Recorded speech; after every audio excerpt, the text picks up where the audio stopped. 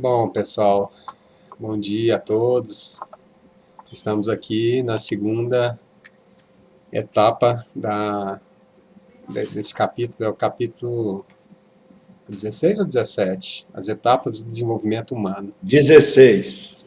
capítulo 16. Então, só para rememorar um pouquinho, a gente, o que Jung propõe nesse capítulo? Ele propõe passar pelas principais etapas da vida humana, mas só que, assim, na verdade, dá para perceber que o intuito dele é chegar no meio da vida, né? E como que, parece que é interessante, como que esse meio da vida marcou muito o Jung. Pelo menos eu, quando começo a estudar, a anotar assim, a teoria de um ou outro psicólogo, parece que a teoria vai muito também ao encontro daquilo que se passa na vida da pessoa, né? E isso me faz lembrar aquele problema que o Jung teve justamente no meio da vida com Freud, né? E aí depois ele teve que, parece, eu vi um documentário dele e ele se depois que ele teve aquela cisão com Freud, ele foi para o mundo interior assim, ele se fechou por uns anos bastante. Depois ele surgiu com toda essa teoria dele, tanta coisa que ele desenvolveu depois. E aí ele passou rapidamente pela fase da infância. Ele colocou alguns problemas da adolescência, que é isso que eu quero retomar agora para a gente continuar. Leandro, Ah, uma colocação inicial do capítulo anterior para ligar com esse, olha que interessante. Real é aquilo que é. Né? Realidade é a manifestação do real. Né? Essa manifestação do real, ela se dá na vida. A gente já faz a ligação entre um capítulo e outro. Mas aquilo que foi objeto da ciência, né? É clássica. A gente nem pode denominar de ciência uma teoria científica clássica e medieval.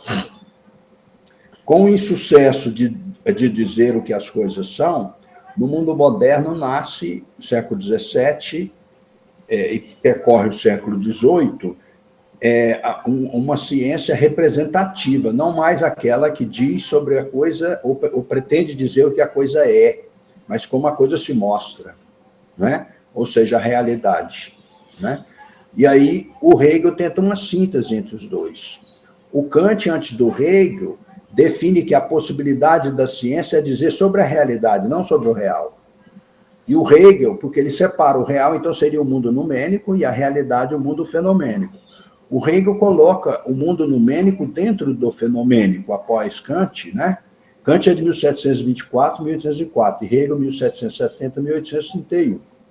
Aí o Hegel coloca o numênico dentro do mundo fenomênico, ou o real dentro da realidade, de forma que quando eu estudo a realidade, acentua-se também o real, sem dizer exatamente o que ele é, mas o que ele é sendo. É o Sein de Hegel, ser sendo, foi traduzido em português por essente. Então, por isso agora eu acho esse deslocamento, porque são textos, né, que foram acoplados aqui nessa obra, logo em seguida vem a vida como expressão dessa realidade. mas isso aí, em termos filosóficos, que você coloca muito bem, tem tudo a ver mesmo, porque o Jung vai falar que os problemas da adolescência é esse adolescente se adaptar a essa realidade que o Kant chama de fenomênica, quer dizer, é uma vida que ela está voltada pro externo, né, pro mundo externo.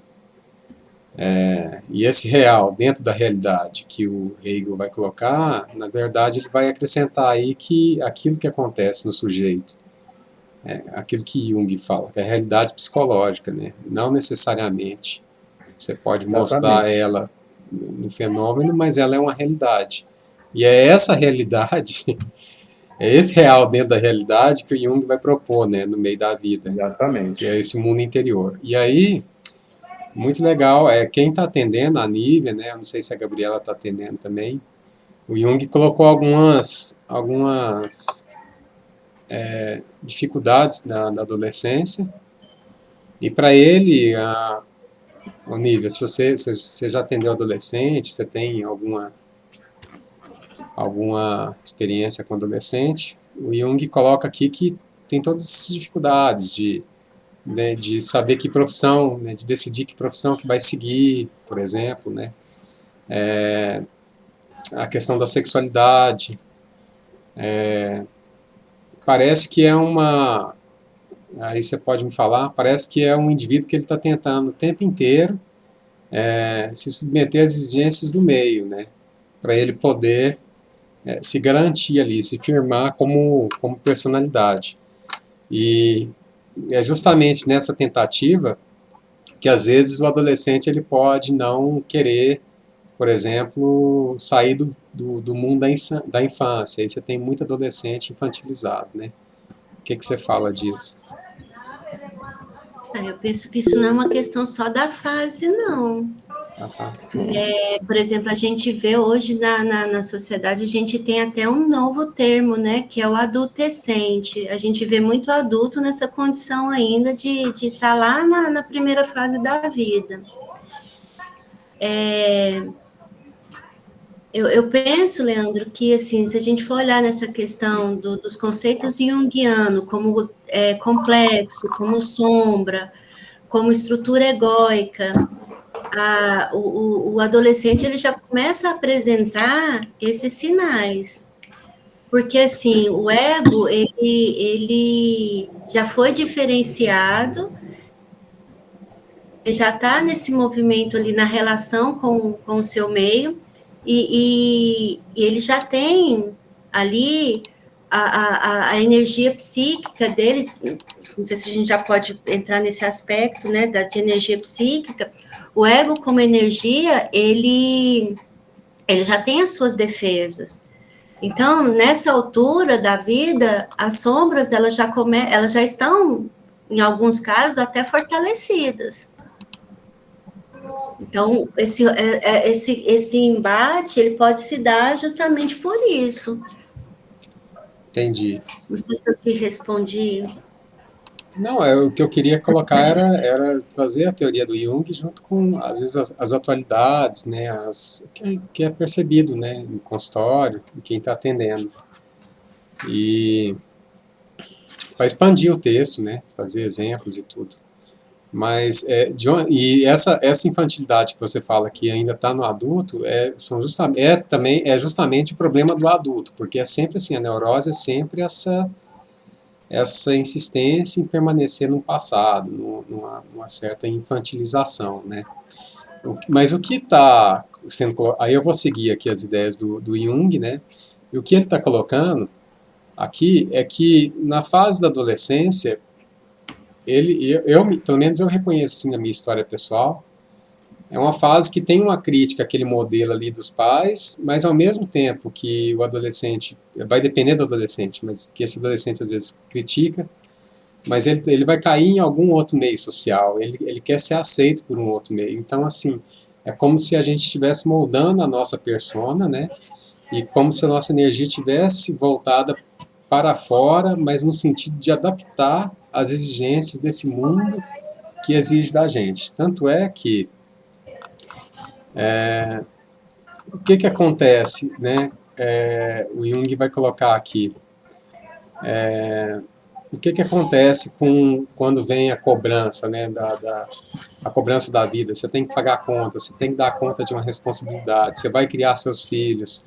Toda vez que surge um desafio, né, não tem muita gente que some os ideais, né? E aí, onde ficou o idealista, né? Onde está aquela pessoa que queria mudar o mundo? E de repente ela vai e recorre àquilo que aprendeu lá no passado, lá na infância dela, e vai deixar de ser um idealista, ela vai simplesmente reproduzir os modelos que ela aprendeu, né, enquanto era mais nova.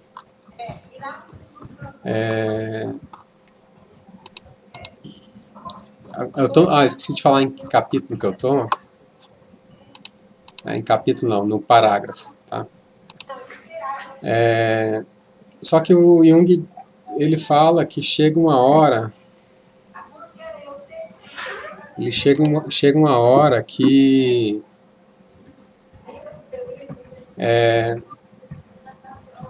como que eu vou retomar aqui, hein? E chega uma hora que tudo isso que a gente aprendeu, tudo isso que se formou, toda essa persona, tudo isso que a gente se amoldou, simplesmente perde sentido, né? E aí ele faz uma pergunta no parágrafo 766. O que aconteceria se a gente convertesse tudo aquilo que é estranho... Leandro, 766. 766. É. E aí parece que tem alguma coisa nova que quer vir à tona, né, na meia-idade. Alguma coisa, um borbulhar, um burburinho de dentro. A crise, né, existencial, a crise dos 40, alguma coisa quer aparecer. E ele pergunta o que aconteceria se a gente descartasse isso que quer aparecer, né, que é diferente e que é também ego, e deixasse simplesmente que o antigo eu se dissolvesse no passado. Ou seja, a pergunta que ele faz aqui no 766, eu estou retomando as ideias dele, tá? Ele pergunta essencialmente se o passado pode desaparecer, né? E aí parece que não, porque ele está falando de um passado que não passa, né? Ou seja, ele pode estar falando aí de desejos que não foram atendidos, pelo fato de nessa adolescência a gente estar voltado para uma exigência do mundo, para aquilo que o mundo quer da gente, né? Então a gente muitas vezes não atende aos nossos próprios desejos, e também, além disso, há no passado traumas e culpas, daquilo que aconteceu, certo? E ele pergunta, é possível simplesmente apagar esse passado, né? Deixa eu só terminar aqui, Caraí, de concluir essa ideia, você fala. E ele fala que não, né? E que assim como no passado a gente deixou de viver alguns desejos, hoje no presente a gente também está deixando, às vezes, de viver alguns desejos. E hoje também a gente está fazendo coisas que a gente vai se arrepender para o futuro. Então a vida é esse contínuo ressignificar o passado, mas ao mesmo tempo também essas coisas vão acontecendo. Então é como se fosse circular, né? A gente sempre vai se deparando com lacunas não preenchidas, com descontinuidades, mas ao mesmo tempo essas lacunas não preenchidas são a própria motivação de mudança em conjunto com as ressignificações. E assim seria, portanto, para Jung o sentido da vida. Icaraí, pode falar.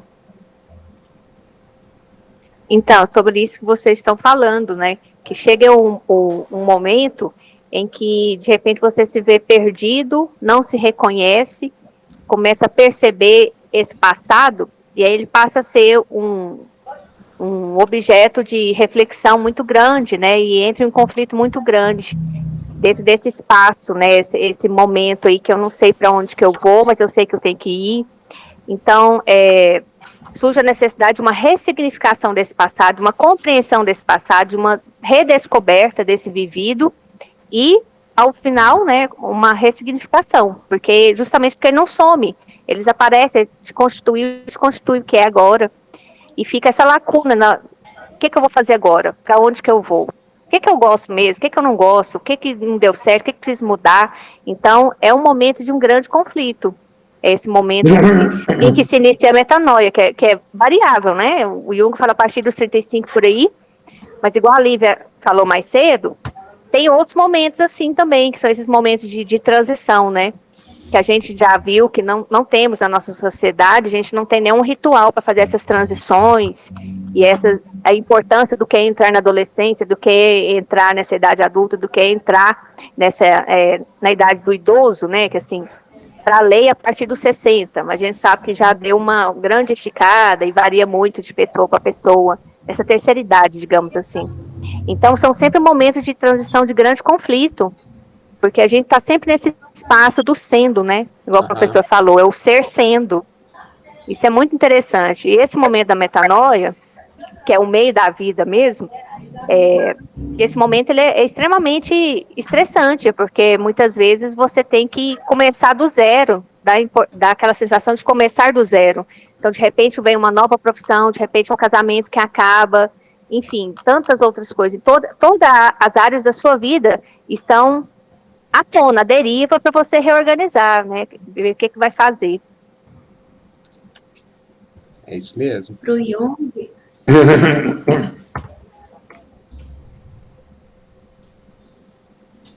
Pode falar, Nívia. Para o Jung, a identidade, a formação dela, ela se dá como um contínuo, ele não coloca isso como fechado, né? Ele fala que o ser humano ele vai se desenvolvendo enquanto ele tiver vida, essa capacidade de desenvolvimento.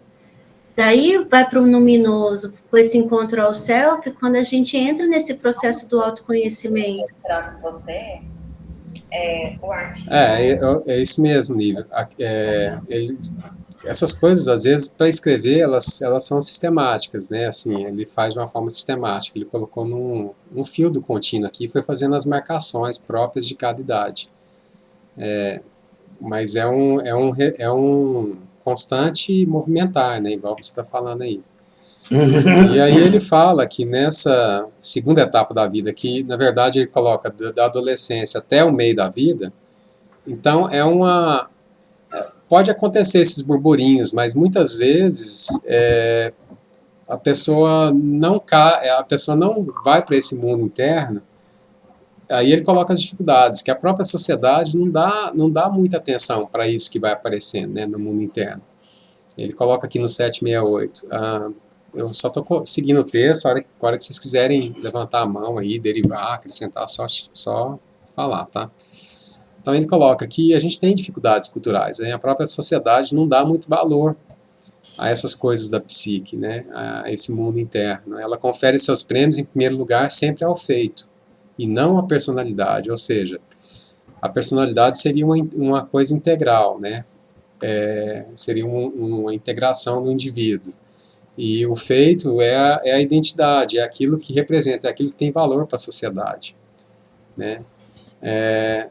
E aí ele chega naquilo que a gente dá valor hoje, que é a coisa do indivíduo socialmente eficaz, né? No parágrafo 769, o indivíduo socialmente eficaz seria aquele que é um indivíduo que atingiu, né, uma determinada adaptação social e sucesso social também.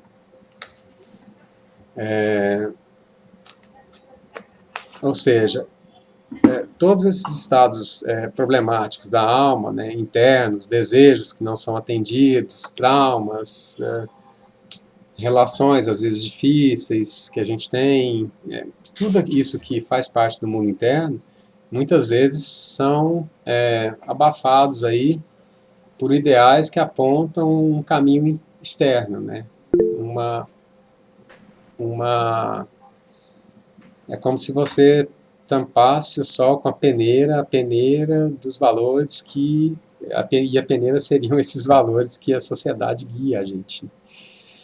Pode falar, Caraí. É muito comum, assim, eu penso que todos nós passamos por algo assim. Você está lá naquele momento, né, de transição da criança para a adolescência, e chega ali próximo aos 18 anos e tal, você escolhe uma profissão por um motivo X, Y, Z, mas naquele momento parece que é o óbvio, que é o lógico, e é o que você tem que fazer. E aí você se organiza de acordo com a necessidade de adaptação, com a necessidade de sucesso, dessa coisa exterior, você tem que dar conta de viver, de sobreviver nesse mundo, ser independente e tal, forma ou não família, mas não importa, enfim, você fez, está tudo certo, parece que está dando tudo certo, mas aí chega um momento que vem aquela coisa interior, não, mas não está tão legal, o que foi que eu deixei de fazer, o que foi que eu sufoquei, que são esses desejos, essas coisas, né, essa vontade, o meu eu verdadeiro. Então, parecia que estava tudo certo, mas de repente vem a sua verdade interior e te dá uma grande rasteira, né? É onde começa a crise. Isso mesmo. Professor Pedro, comentar alguma coisa? Não, só queria dizer assim, olha que aparecem alguns termos Muito interessante. Ó, vamos voltar aqui um pouco. A Lívia falou sobre identidade, né? No parágrafo 754, Lívia, ele usa a palavra reconhece. Isso é importante.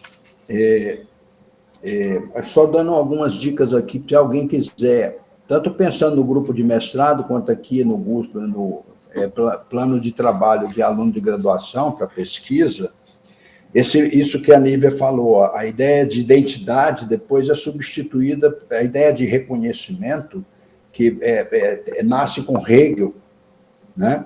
Porque aí ela, veja, não é a questão do conhecimento que havia antes, não é? Socrático, e que impacta o mundo da antiguidade clássica e medieval, a subjetividade inicial de Descartes, em que eu podia, e de Hume também, que eu podia me conhecer como res cogitans, como coisa pensante, ou como homem de sentidos.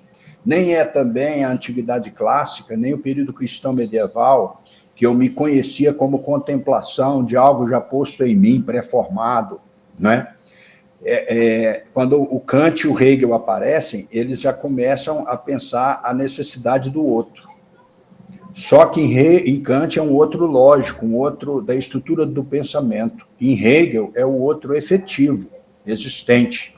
Então, aí o Hegel propõe a palavra reconhecimento para substituir a palavra amor, lá da Bíblia, que ele morava com Hölderlin na época, que era romântico, né? Um filósofo romântico, estudou com ele no ensino, na graduação. Aí, depois dessa palavra reconhecimento, observe, ela começa a ser desgastada e usa a palavra que a Nívia falou, mais para cá, mais próximo de nós, que é a palavra identidade. Aquele livro Casa Grande e Senzala, do Gilberto Freire, usa essa palavra, identidade, né?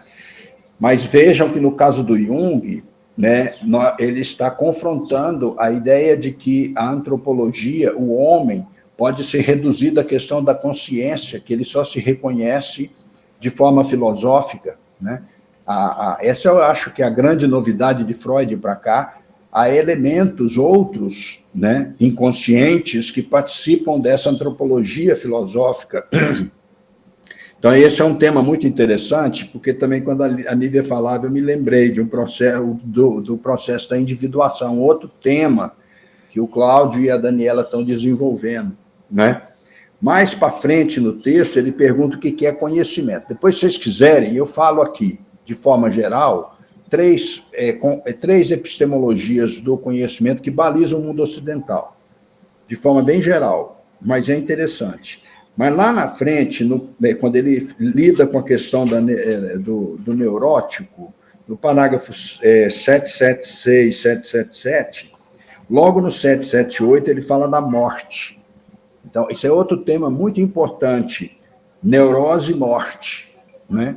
Porque observem que ele está falando de outra morte, que é essa metanoia que a Icaraí falou, ó.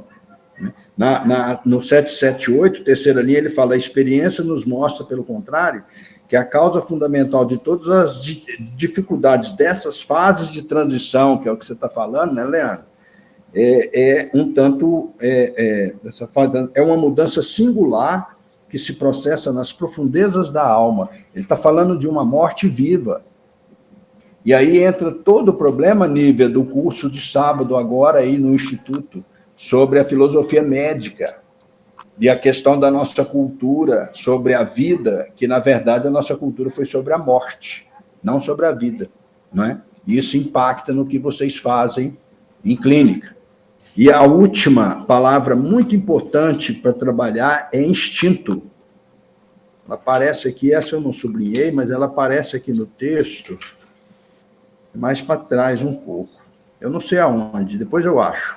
Então, são algumas ideias assim de temas, né, que pode desenvolver em mestrado, pode desenvolver aí na especialização, na graduação, né? Instinto, processo de individuação já está sendo desenvolvido, né? Neurose e morte, ou então neurose, morte / vida, né? Só essas coisas. Metanoia que apareceu aí, né? Tá bom. Eu pensei no... Só uma coisa interessante, Nívia. Lembra do Rubens? O Rubens lá de São Paulo. O Rubens é renomado em Jung, né? Mas ele não tem mestrado. É aquele novinho? Não, é aquele já bem velho. Ah, sim, verdade.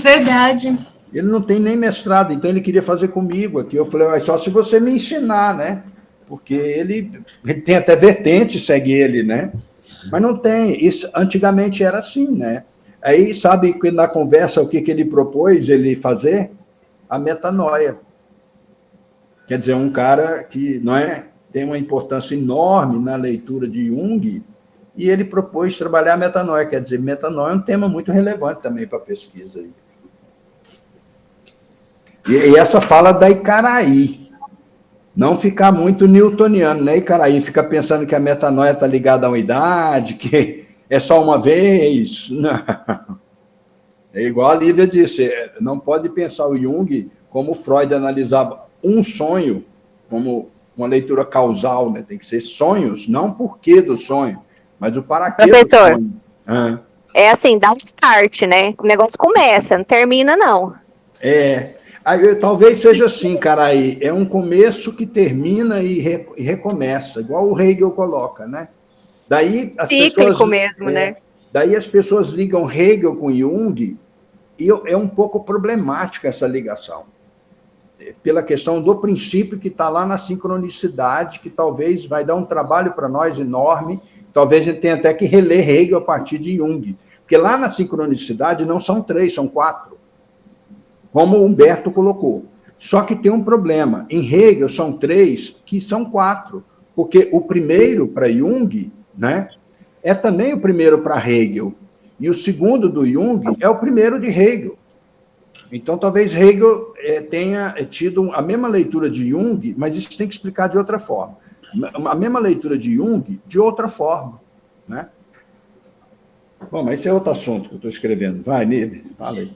Não, mas eu concordo com a Icaraí quando ela traz o processo da crise na adolescência como metanoia, porque, no meu entendimento, não é qualquer crise que é a metanoia, é aquela transformadora, é aquela Exato. que tira o indivíduo daquela condição em que ele se encontra.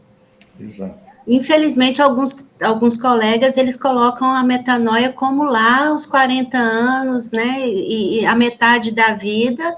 Eu penso que, no entendimento que eu tenho, é exatamente esse, é essa crise que te transforma.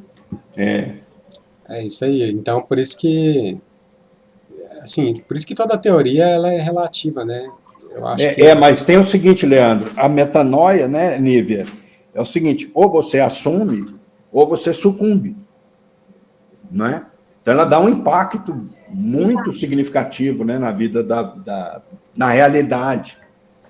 Ô Pedro, pegando... Às vezes, quando eu olho para a filosofia, assim, para a história da filosofia, como o pensamento foi passando, né? Parece que há várias metanoias, né? E a última foi essa. Essa questão, porque Leandro, assim, a identificação da filosofia, a consciência estava 100% identificada com a razão.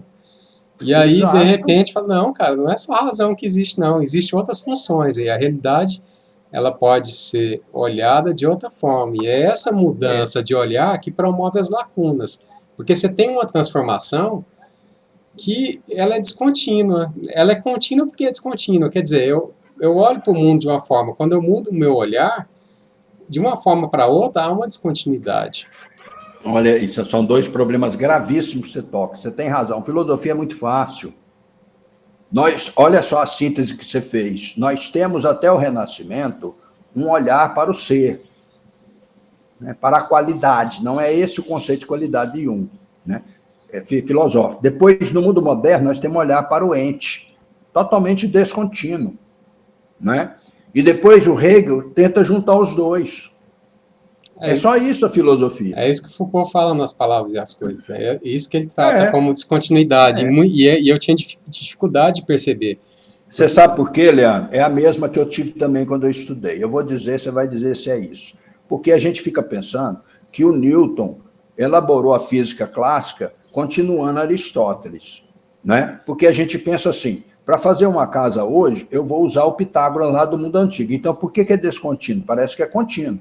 O Aristóteles separou gênero, espécie e classificação, que vocês fazem lá em anatomia, né? Identifica os órgãos, separa os órgãos, decora os órgãos, e depois na fisiologia estuda as funções deles. Então, isso é Aristóteles. Não, a descontinuidade não é a gente aproveitar saberes anteriores para uma época posterior, é do olhar, porque você não está olhando mais o ser, como Aristóteles fazia ciência, pelo visível do corpo. Você está olhando, também você não está olhando, igual Descartes, o mecanicismo moderno que vai para Freud, né? Pensando órgãos que executam funções. Vocês estão na anatomia, principalmente na fisiologia, olhando, né, a vida, algo profundo, algo invisível, que é o inconsciente, que impacta no consciente, na consciência, que é o que ele está falando aqui, né? E como isso impacta na consciência e como que isso permite esse meio que é a vida, né? Isso aí então, é isso que é descontinuidade, não é dos fatos, é do olhar. Essa é a dificuldade que você deve ter tido, eu tive essa dificuldade. Mas agora está cada vez mais tranquilo, e isso traz para a minha realidade pessoal, para a realidade clínica. Então, por exemplo, tem tudo a ver aí, essas descontinuidades que tem de uma pessoa para outra, né? Por exemplo, uma pessoa que é muito racional, que olha para a vida de uma forma muito racional, a outra olha de uma forma muito sensível. Você tem um ruído de comunicação, né? Isso. E aí, se Hegel juntou, para você não ser só racional, né? Você tem, aí o Jung vai para o pensamento oriental, que é exatamente a tentativa de equilíbrio entre o yin e o yang, né? Ou a ânima e o ânimos, presente em todos nós. E aí você cai até em questão de gênero. Talvez estaria já resolvida a questão de gênero no próprio Jung, porque aí Icaraí é homem e mulher ao mesmo tempo. Não é uma questão ligada a sexo. Não é isso. Quando a Icaraí está aqui falando, ela é yang, né? Quando ela está meditando, recebendo, ela é yin, ao mesmo tempo, e um apoia o outro. Talvez até problemas de terapia, de casal, isso impacta, né? Porque o yang não vive só. O homem não é só cérebro, não é? Tem que ter o apoio do yin. É o yin chun. E é essa unilateralidade que Jung vai falar aqui, ele está destrinchando. Ele colocou essa coisa da adolescência. Ele está falando da adolescência. Eu estou seguindo o pensamento dele, mas eu já entendi, viu, Nívia, que essas coisas podem acontecer, dependendo das transformações vão acontecendo. Mas vamos pegar o raciocínio dele, e aqui eu estou no parágrafo 771, voltando para o texto, e ele está falando aqui, bom, imagina uma pessoa, então, que passou pela adolescência, chegou cronologicamente aí nessa idade que ele delimitou aqui nesse texto, e ela chegou bem adaptada, entendeu? E para chegar bem adaptada, ela teve que vencer na vida. Olha só, estou colocando um caso, uma pessoa que desprendeu bastante trabalho, muita dedicação, muito foco, ela venceu na vida, né? E aí ele fala que é muito comum que, nesse sentido, algumas pessoas se identifiquem muito com a sua persona, né? Com aquilo que é exterior. E ainda mais nessa filosofia, né? Que na nossa formação, né, Pedro, desde o ensino médio, que é essa formação científica, que coloca a verdade para fora, no fenômeno e tal. Então, a gente dá muito valor realmente no que é objetivo, assim, né? E a gente materializa a moral também. A gente acha que a moral é uma coisa que veste determinada roupa, né, que se apresenta de determinada forma. E aí eu queria saber não, e aí a gente pode chegar, né, em pessoas que se identificam muito com a persona, que são reflexos do meio que a moldou. E por isso acontece de chegar em determinada idade que as pessoas que têm muitas regras, muitas verdades, uma moral pessoal que se torna universal, inflexibilidade, rigidez, muito estreitas, né, avessas a mudanças. Se alguém quiser comentar sobre isso, a Nívia também, no consultório, como que é atender esse tipo de paciente. Mas enquanto isso eu vou passar para Icaraí. Não, rapidinho, eu fiquei me perguntando nesse momento, sobre essa sua fala, se essa identificação com a persona, se a gente pode dizer que é um recurso de defesa. Porque imagina assim, foi tão difícil que inconscientemente, né, tá lá. Foi tão difícil ela conseguir fazer aquilo, ela conseguir se encaixar, enquadrar naquilo, que, nossa, então eu sou isso, não é eu sou isso. E aí se identifica de tal forma porque é aquilo que ela tem. Foi tão difícil abrir mão de todo o resto que ela nem sabe que sabe, né? Até que chega aquele momento, né, que cai a ficha que alguma coisa está errada, e aí pode ocorrer o que você introduziu aí, que é ir para o lado oposto, né? São variados graus para cada uma de um jeito, mas pode acontecer esse ir totalmente para o grau oposto. A pessoa é extremamente responsável e de repente fica irresponsável, né? Mas isso já é outra coisa. A minha pergunta mesmo, especialmente para quem já trabalha na clínica, a Nívia, a Daniela não está aí, né? Mas enfim, se a gente pode chamar isso de mecanismo de defesa, uma forma de mecanismo de defesa, essa identificação absurda, assim, com uma persona específica.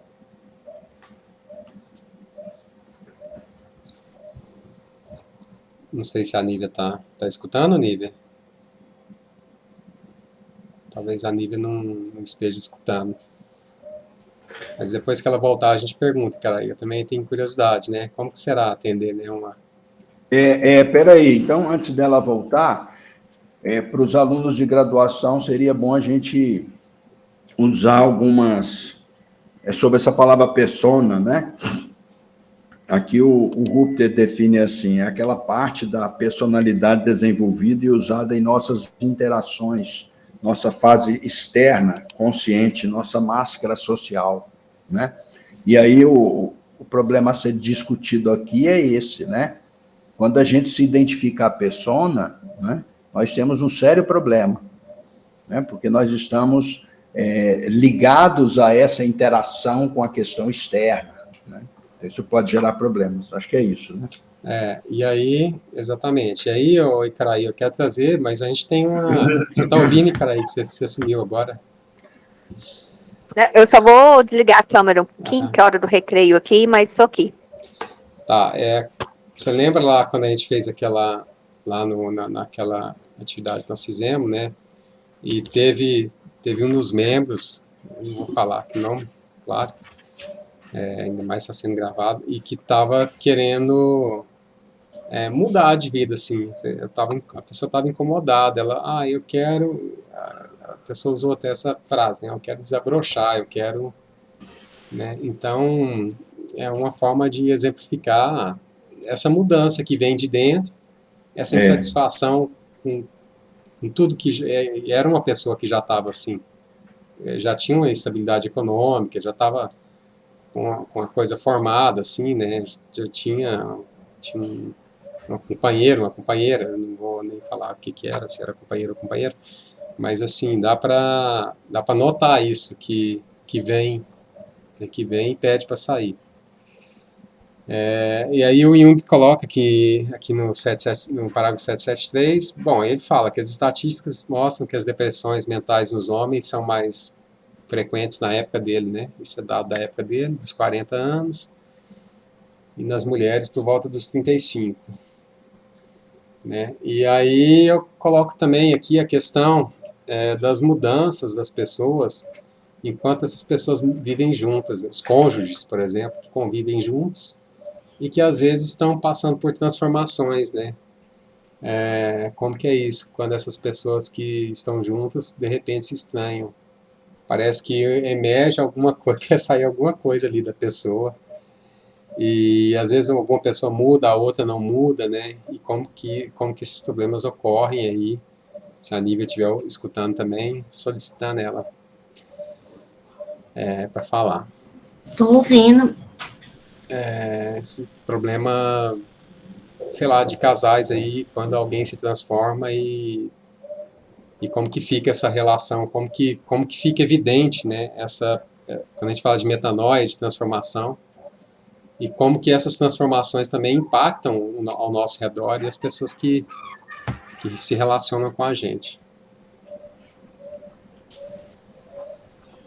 Então, eu acho que vai ao encontro do que o Pedro falou, né? Quando a gente não transforma, a gente sucumbe. Esse processo de individuação, ele é único, ele é ímpar, não se faz em conjunto. Eu penso que quando o casal ele começa a romper com esses, né, com esses paradigmas aí, um desenvolve mais do que o outro, eu penso que culmina numa separação, porque aí a gente entra, né, em vários conceitos, porque a mudança de papel, geralmente, aquele que se desenvolve melhor, ou se desenvolve mais, ele tende a assumir papéis nessa relação que torna essa relação pesada. Quando a gente pensa nesse adultescente mesmo, né? No consultório, o que eu vejo, os relacionamentos desmanchando é quando um dos parceiros, eles vão para o lugar de pai ou de mãe. E aí o parceiro, ele fica na condição de filho. A relação entra em desequilíbrio, né? Porque, assim, aquele que oferece mais, ele começa a ficar ressentido porque ele está recebendo menos. E quanto mais o outro recebe, ele se torna mais exigente.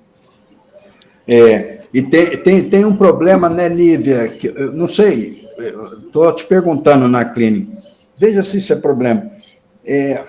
Eu acho que a grande dificuldade da gente estudar Jung é a gente se manter ainda no olhar newtoniano, né? Vocês, bom, não vou tocar nesse assunto, que eu vou ter que citar uma pessoa e está gravando. Depois, quando acabar a gravação, eu falo para vocês assistirem uma live aí que teve esses dias. Mas qual que é o problema?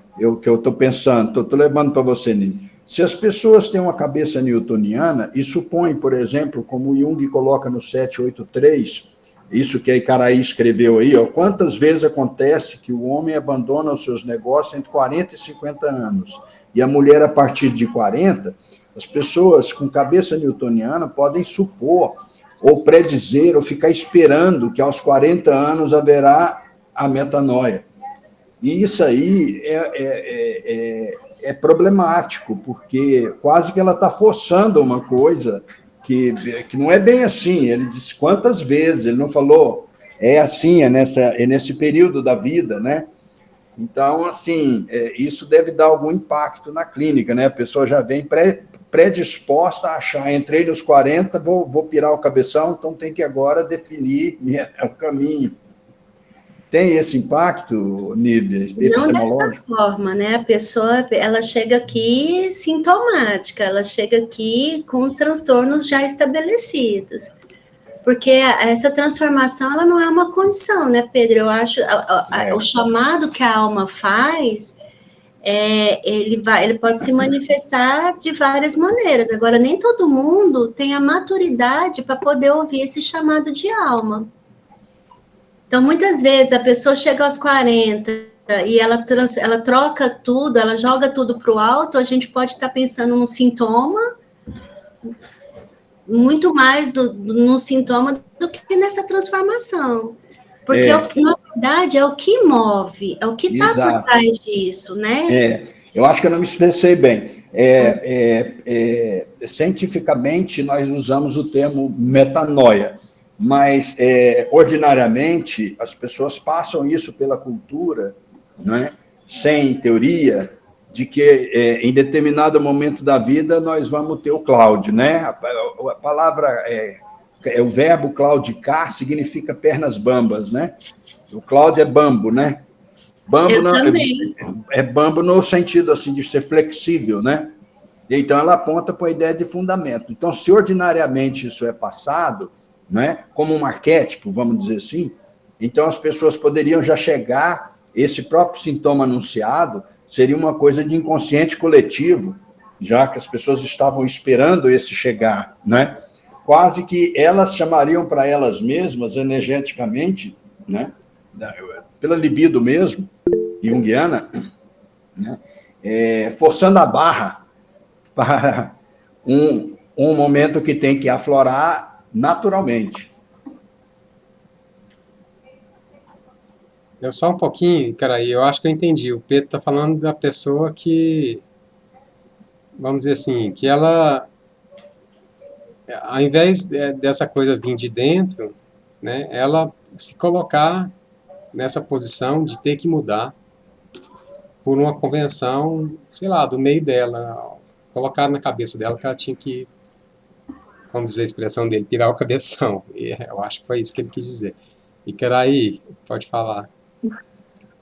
Não, então, essa coisa não, a hora que você fizer 40 anos, você vai pirar o cabeção. A hora que você fizer 18 anos, você tem que morar fora. E eu vou até te dar um carro, porque é assim que acontece. Nossa. Realmente, não dá, né, gente? Agora, o que eu queria falar mesmo era, assim, sobre a rede de apoio diante desse conflito. Que fazer terapia é fundamental, tem que fazer, né? Mas, além do terapeuta, ou a quem, né? Porque tem gente que não tem condições, por mais que existam atendimentos a um custo mais baixo, social, mas assim, a rede de apoio de amigos, de familiares, quem tiver, né, é um momento muito importante, você tem que ter uma rede de apoio bem estabelecida, porque nesse momento de conflito, vem tudo, né, então não é só uma questão ligada à prática, sei lá, ao casamento ali, à profissão, questão econômica, aí você vai descobrindo as coisas, aquela culpa, aquela falta, aquela ausência de amor, X, Y, Z, então assim, é muito importante essa rede de amizade, de carinho, de companheirismo, de amor. Caraí, quando você estava falando, eu me lembrei de uma coisa, eu queria que vocês assistissem esse filme. Ele é traduzido como uma mente brilhante. The Beautiful Mind. Uma bela mente. Não ouvi. O filme, Uma Mente Brilhante, seria The Beautiful Mind. Seria uma bela mente, talvez seja até melhor do que brilhante, mas é porque é a vida do mestre, né? Ele era esquizofrênico. É do matemático? É do matemático, Nívia, mas aí... Hã? É mente brilhante mesmo. A tradução é mente brilhante. Mas por quê? Olhar é o seguinte, uma tentativa de salvar, não sei se esse é o verbo correto, a filosofia na contemporaneidade, criaram a filosofia clínica, que critica a ideia de inconsciente. Né? E depois a gente podia abrir um espaço aqui, talvez até convidar o Will Goya para fazer uma palestra para nós aqui, né? Sobre o que significa filosofia clínica, ele é mais apropriado para isso. Né? Mas a tese é essa, não há inconsciente, o mestre dá conta de observar que as 3 pessoas que ele vê não envelheciam, só ele envelhecia. Então, pela consciência e não pela ideia de inconsciente, né, ele alcança esse conhecimento de que ele seria uma nomenclatura da psicanálise, um esquizofrênico. Né? Então, assim, talvez fosse bom ver esse filme, depois a gente abrir um espaço, chamar o Igoia e confrontar a psicanálise, a psicologia analítica e a filosofia clínica. Nossa, não sei nada dessa filosofia clínica. A tese deles é essa, não existe inconsciente e você faz uma análise com a pessoa, né? Essa análise é baseada nas EPs, estruturas de pensamento das pessoas, né? E aí nós temos que ver com o Igoia como é que isso se processa. Certo. Isso nasceu do Lúcio Pachter, ele teve em Goiânia nos anos não sei o quê, deve ser 90, foi a tese de doutorado dele. Né? Quem trouxe ele aqui foi o professor João Batista Valverde, da PUC.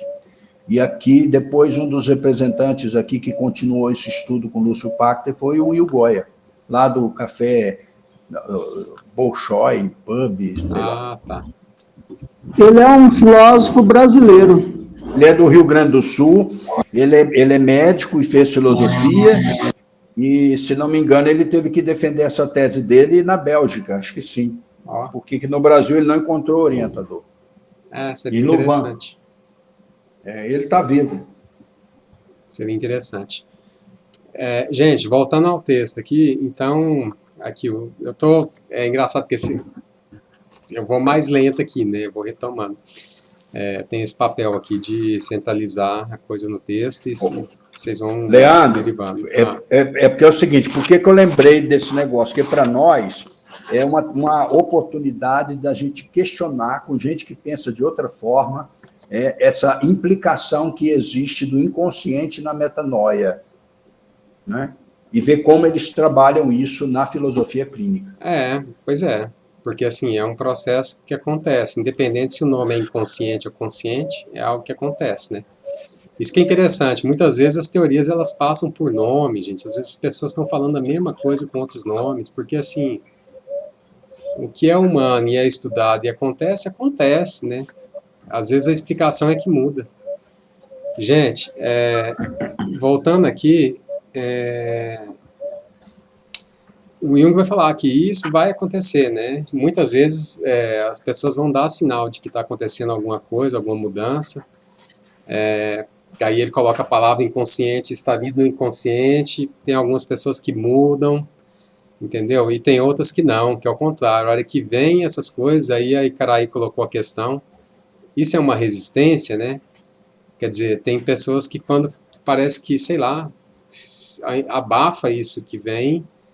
Não sei se abafa ou se nem percebe, mas tem pessoas que a gente vê, o que a gente vê acontecer é um enrijecimento, né? Fanatismo, intolerância. Leandro, olha só, a palavra consciente quer dizer estar ciente de. Como eu estarei ciente de alguma manifestação inconsciente? Num processo metanóico. Isso é interessante porque a psicanálise, ela nasce também, né? O Freud coloca que o indivíduo, a gente se faz no outro. Então, o que é inconsciente para mim pode ser que não seja para o outro. A percepção que o outro tem de mim, às vezes, não é a que eu tenho. E isso, inclusive, o Carl Rogers, eu lembro de ler uma pesquisa dele, sobre a questão, ele fez uma pesquisa, qual a distância entre aquilo que a pessoa era, daquilo que ela achava que ela era.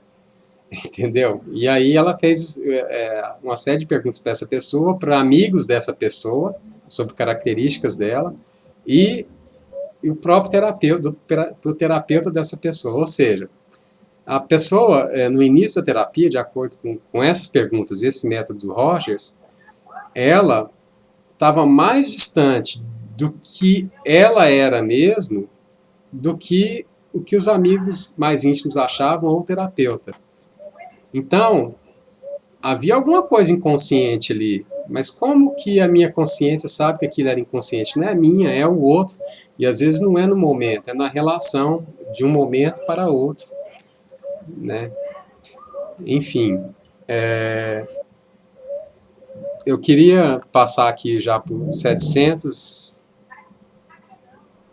Ah, tá, você quer perguntar de novo, Nívia? A Icaraí está querendo saber como que se dá essa questão de lidar com os pacientes que são muito rígidos, que têm muita rigidez, que não gostam, tem muita reação violenta à mudança, são muito conservadores, tudo. E ela perguntou se isso é uma resistência. Pode ser, mas também a gente tem que pensar nos tipos psicológicos, né? Então, assim,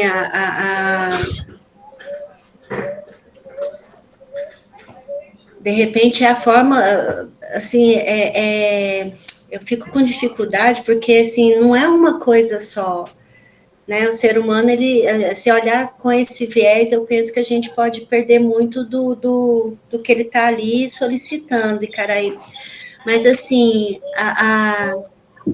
o ego, ele vai estar sempre ali no movimento de defesa, porque se tornar consciente significa olhar para esses complexos e ter que fazer o acolhimento. E como ele não tem uma estrutura, como ele não é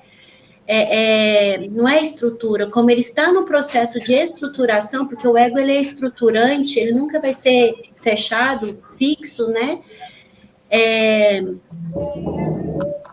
A persona pode ser, assim, um complexo que está instalado, que também vai ser uma defesa egóica.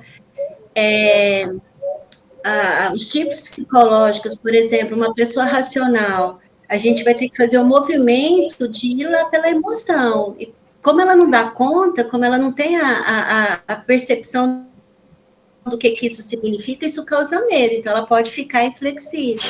Então, nessa pergunta, eu acho que vale muitos conceitos, que é o que a gente estava falando no início da aula hoje, né? O que é real para o paciente, porque no final das contas, o que importa para a gente é o que isso significa para ele. Consegui responder? Legal. Eu penso também que nos próximos livros, né, principalmente na energia psíquica, muitos conceitos vão começar a ficar claros para a gente nesse aspecto. E é interessante também que a gente sempre olha do ponto de vista do sujeito, né? E a gente também esquece que esse sujeito ele tá enredado num mundo externo. E existem circunstâncias externas que às vezes deixam as pessoas mais ou menos flexíveis também, né? Então, às vezes você pode estar lidando com um paciente ali que ele está passando por um momento que exige dele uma certa rigidez, sei lá.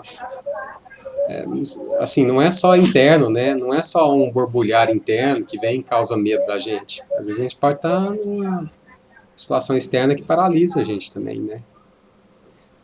Eu posso dar um exemplo, Leandro? Assim, Pode. É claro que são anos de terapia, né? Eu vou tentar traduzir, eu vou simplificar isso em alguns minutos.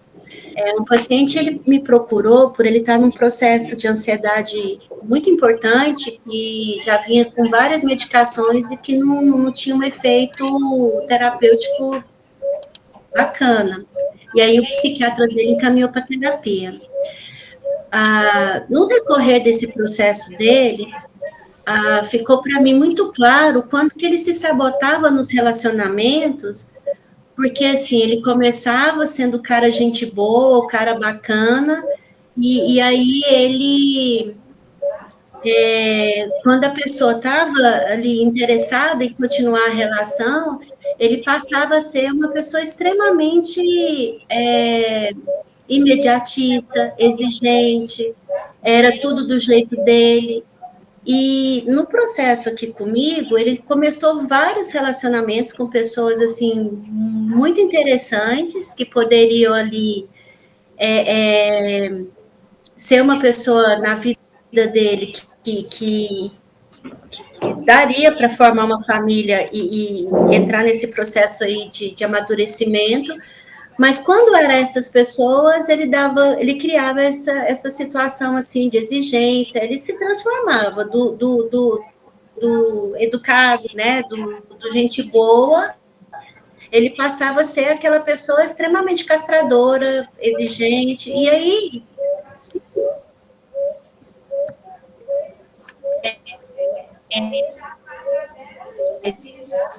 não dialogava.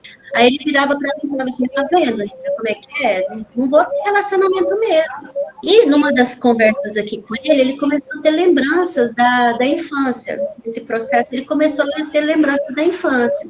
E um dia ele chega aqui no consultório muito bravo com a mãe dele, porque assim, ele lembrou que ele estava com fome e foi pedir comida para a mãe, ele tinha mais ou menos uns 4 anos, aí a mãe virou para ele e falou assim, primeiro eu vou dar mamar para o seu irmão, que já está na hora dele mamar, e depois a mamãe faz a sua comida. A partir daí, ele começou a cobrar dessa mãe, a pedir comida, sempre que ela estava, ou o irmão estava chorando, ou quando ela estava com a criança no colo. Todas as vezes que ele tinha esse movimento, a mãe falava a mesma coisa. Primeiro eu vou cuidar do seu irmão e depois a mamãe cuida de você. O adulto, ele olha para essa história e vai falar, gente, mas isso é o óbvio. Mas para a criança, como ela está no movimento egóico, ela via aquilo ali como um abandono, como uma rejeição. Bom, vindo para a vida adulta, né? Quando ele tem ali relacionamentos que a pessoa tem potencial de nutrição, o que o ego dele suporta? Que ela vai embora porque ele é chato, porque ele é exigente, porque ele é imediatista, mas o ego dele não suportaria se ele desse a melhor versão dele e a pessoa fosse embora. Por isso ele entra no processo de autossabotagem. Porque ele começa sendo aquilo que ele tem potencial de ser, mas ele se perde na dor daquela percepção ali dessa criança que foi rejeitada, que foi abandonada. Percebe como uma experiência infantil o conduz aqui na vida adulta? A partir do momento que ele trouxe isso para a consciência e que ele percebeu que ele faz esse movimento de auto-sabotagem e que as pessoas vão ficar e as pessoas podem ir embora. Isso é o ciclo da vida. Ele começou a ter relacionamento mais saudável. É muito legal. Não, mas até chegar nisso, né? Assim, a dificuldade de chegar nessa transformação, né? Essa resistência de olhar para isso, né? É muito doido isso.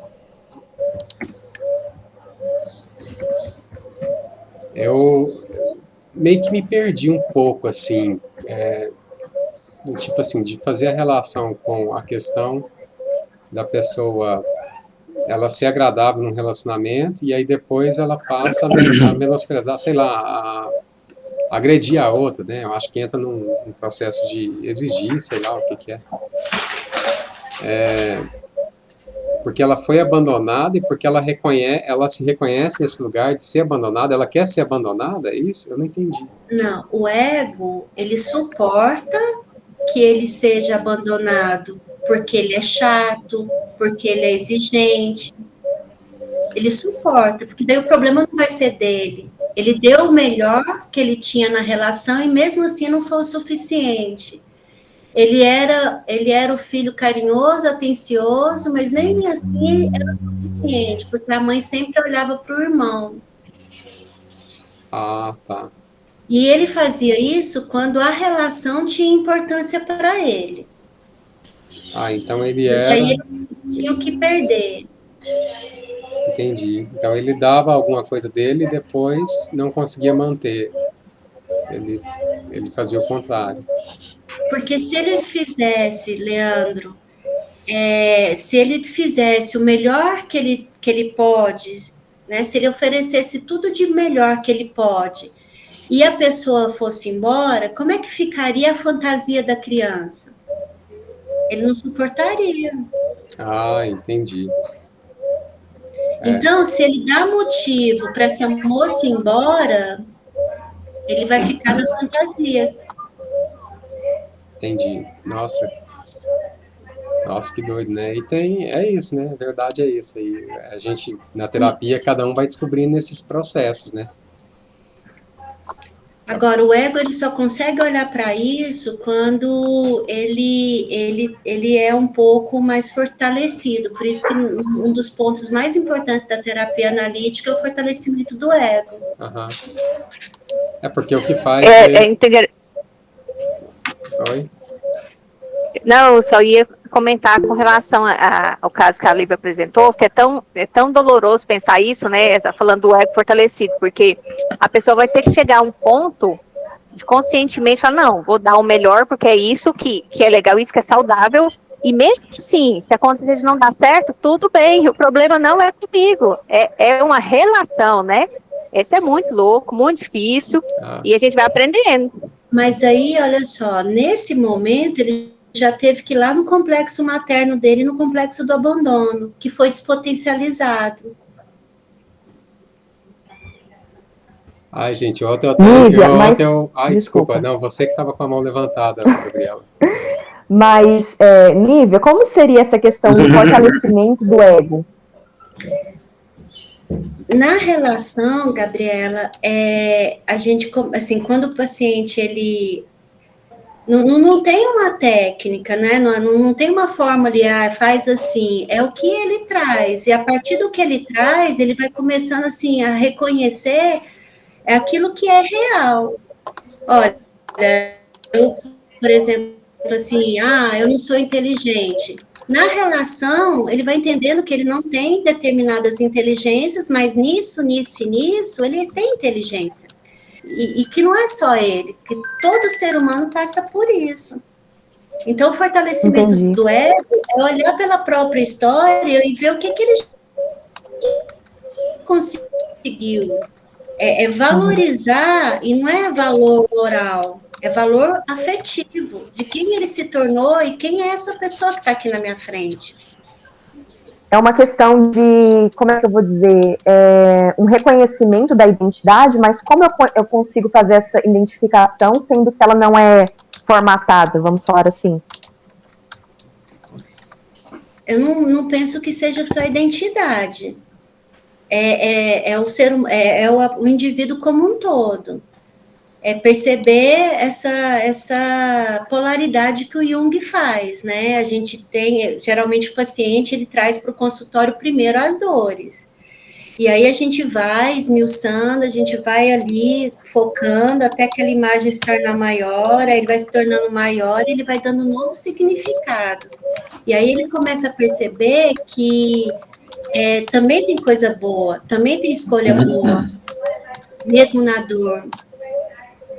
Porque lembra quando o Pedro falou dessa questão de como a gente chegou hoje no conceito de identidade, que é uma transformação?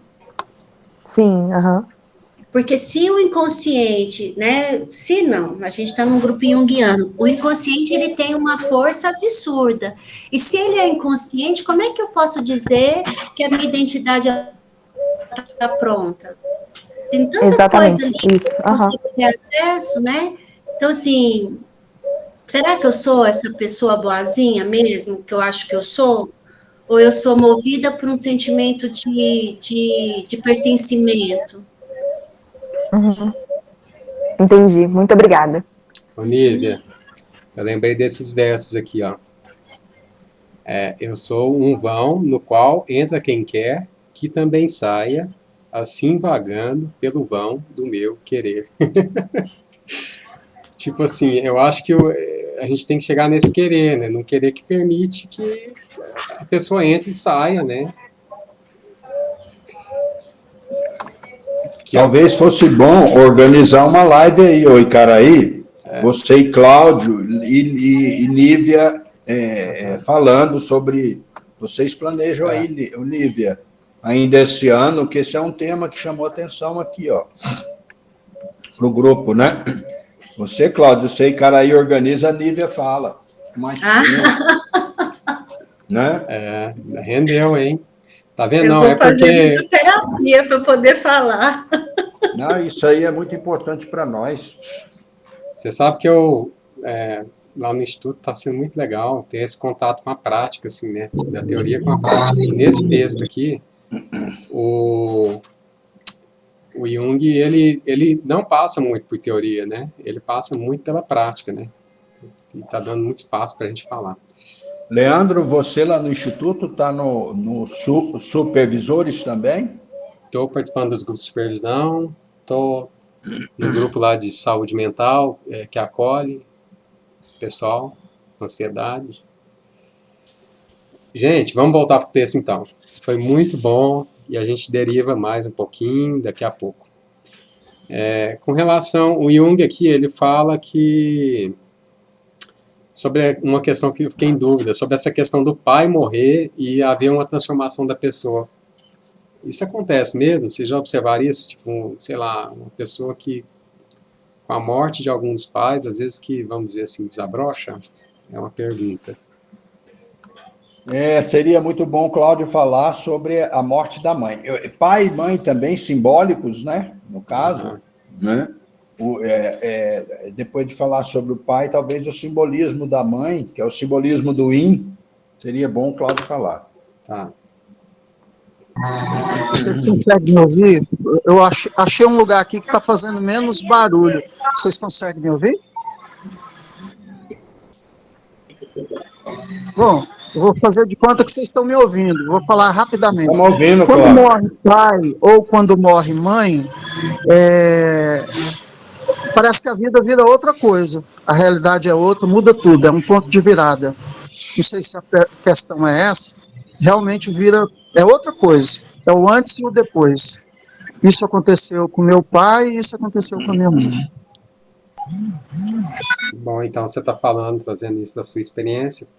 O Jung passa só rapidamente por isso, mas ele passa no sentido aqui, Cláudio, o sentido que ele coloca são de pessoas que vinham, sei lá, meio que meio que muito identificada com a persona, muito identificada com tudo aquilo que construiu na vida, e que, de repente, que tinha uma mentalidade unilateral, e de repente é com a morte do pai, ele coloca do pai especificamente, provocando aí um amadurecimento da pessoa, e talvez até essa transformação. Eu imagino que, em grande parte, Jung bem pouquinho, sabe? Jung bem pouco, mas, de maneira geral, a gente tem umas explicações causal, sabe?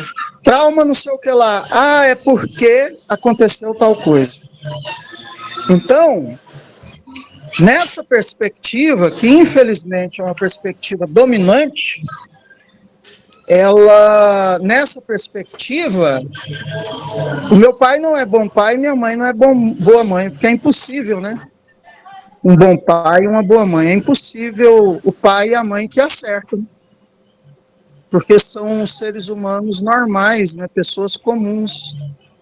Então eu imagino, né, e pela minha experiência também, que quando morre o pai ou a mãe, a dor é tão profunda e o processo é tão significativo que a pessoa consegue perceber que ele tinha uma quantidade de exigências absolutamente impossíveis de ser atendida pela mamãe e pelo papai. Nesse ponto, ele deixa de ser vítima, aí ele já pode se empoderar como culpado, como responsável e como a única pessoa que pode fazer um redirecionamento da própria vida. Ou seja, a gente espera pai e mãe morrer para depois amadurecer. Muito bom, Cláudio. E lembrando também, gente, a diferença essencial aqui, eu acho que nesse capítulo fica evidente, do Freud para o Jung, é que esse burburinho que vem do inconsciente, essa ansiedade, olha só, da ansiedade, igual o Cláudio falou aí, muitas vezes não é só um trauma, né, que ficou para trás, assim. Não é só também um desejo que eu queria, alguma coisa que eu queria realizar, mas é um processo vital mesmo, que não precisa de explicação.